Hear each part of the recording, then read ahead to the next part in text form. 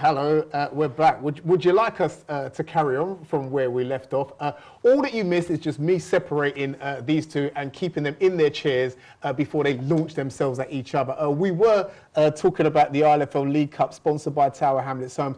I'm just going to wrap up on that just very quickly. If we can just have a look at the fixtures that are going to take place this Sunday in that tournament. And I'm just going to talk about one or two. Rashi was talking about Seoul Youth versus Beaumont. And I know that, but that's not the only First Division versus Prem game. There is also Ace v Bromley. Yeah, that again, to be honest, you know what, there's quite a few fixtures. Bromley being a Premiership side, not doing too well, under the pressure, under the cosh, being a successful club. And in the Cups, they've always been quite successful in at least getting to semi-final, final. And they had good runs in the Cup. So, but Ace, again, we've seen in the South, we've seen what they did last week. They have not had the success they expected, to be honest. I think they expected to be in the top two in the Division 1 beginning of the season. I know what Hassan was predicting, but obviously he's underperformed and he knows he needs to improve. I think this will be a chance, a cup that he fancies. And I think that will be a tough game as well because they're not exactly a soft team for Bromley. I think it's a 50-50 for me. I can't. So out of the three First Division teams, Seoul Youth, Ace and Crusaders up against the three Prem teams in Beaumont, Bromley and Leytonstone. Out of those three fixtures, how many Prem teams are going to survive? Out of those three fixtures. If I'm a betting man, out of three. Out of betting man, I think Ace will give a run, but I think Bromley might just win. So I think Crusaders is the only team I can see really, really strong in those three teams from Division 1. The other two, obviously, you'd like them to win, but I think it'll be tough. But as we know in the Cups, you know, Leytonstone, the only thing I can say is being the Cup holders, they might have that bit more drive, a bit more passion, a bit more some pride to play for. To stick to the cup holders itself, but the way they've been performing for the last 8 weeks, I've been watching them. I can't see them getting results. Crusaders killing everyone on the way. I would argue with Rash slightly there, and I have good reasons for that as well. Okay, so let me just remind Rash that Beaumont have played what 9-10 games already so far this season, and how many goals have they scored? 11. The least number of goals in 3 divisions combined. Okay. Seoul Youth, on the other hand, have scored 44 goals. Okay. And they've conceded about 20 goals in comparison to Beaumont, who've conceded about 30 goals. Now, that says a lot. I think that's that. No, but you're talking about Beaumont, you're talking about here Beaumont A team, the senior side. Not yeah, Beaumont it is. I'm talking about the Beaumont what I'm saying side. is, yes, Seoul Youth scored a lot of goals, but who have they played against in Division 1? And who have Beaumont played against in Premiership? So you've got to look at the quality of games between the two divisions. As we said before, the Premiership, although yes, Division 1 has been quite tough this season, Premiership still miles away in terms of quality. So I think you have to look at the opposition rather than just the stats. So we will continue this discussion on next Sunday and to see, you know, what happens. Let me jump in there and just say it would be great to see in the quarterfinal a second division team, Redcoat, go up against Arsenal. One of you guys are going to get there. Good luck to both of you guys. Let's see which one will be the remaining second division side. Well, depending if Walthamstow Red Star beat London Tigers, of course, and see if you could be one or two second division sides. Look, good luck to all of you in that this week. Let me just say those games will all take place at 2 o'clock this week, all over the marshes. So lots of cup football taking place over there. If you haven't got a game, come and have a look and see what's going on over there. There is one league game to take part,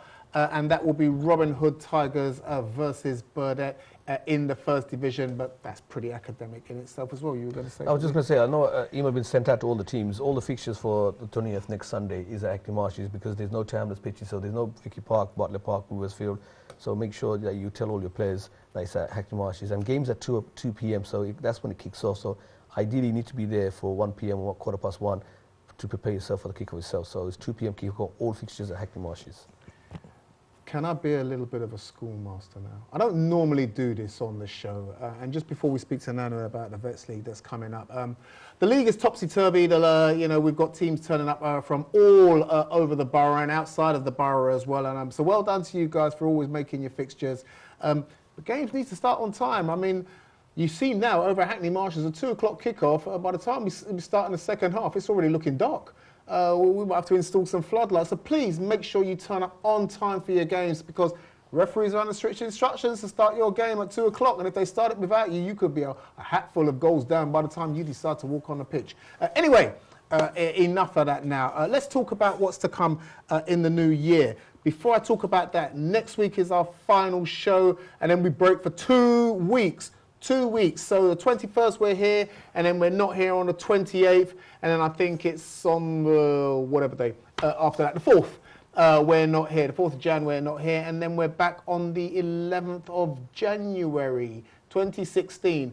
I may be wrong, but I think I'm right because Rash hasn't corrected me.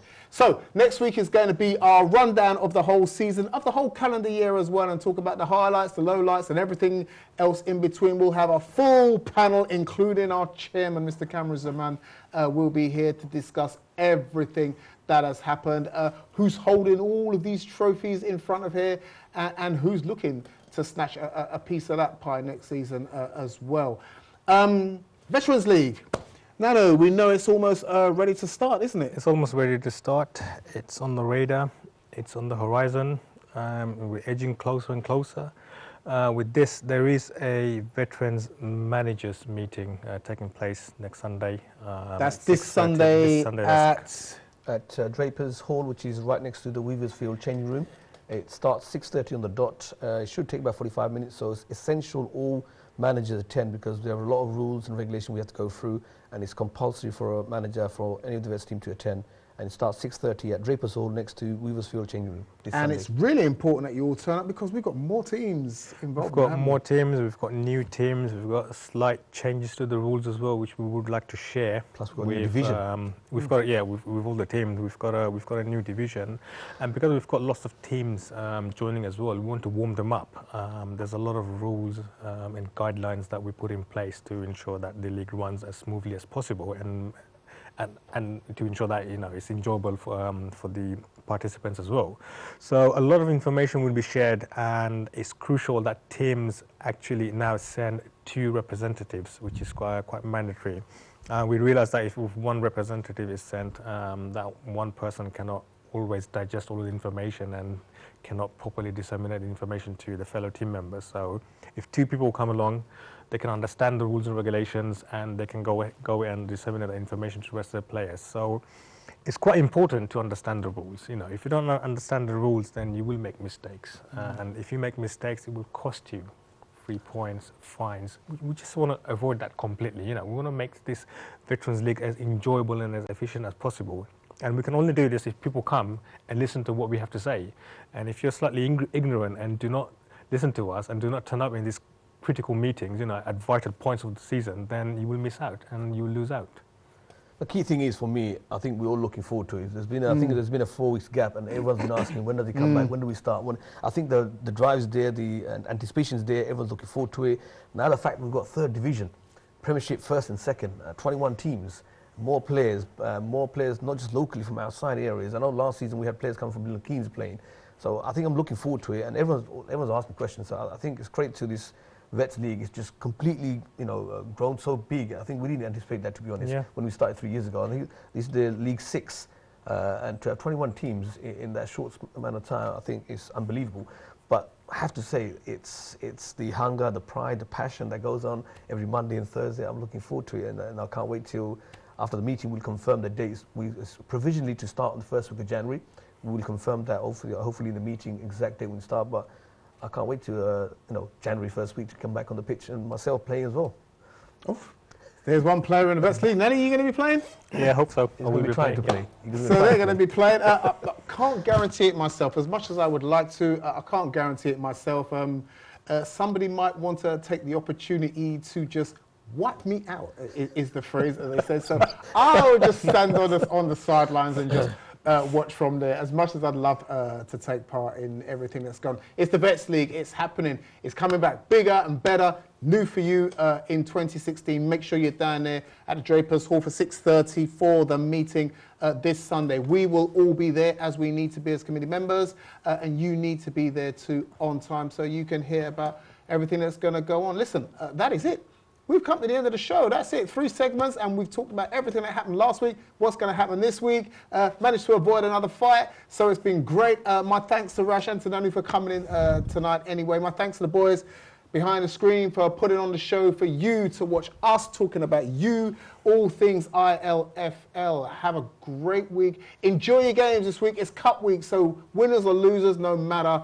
Have yourself a great Christmas, and we'll see you back in the new year if I don't see you before. Until then, it's good night.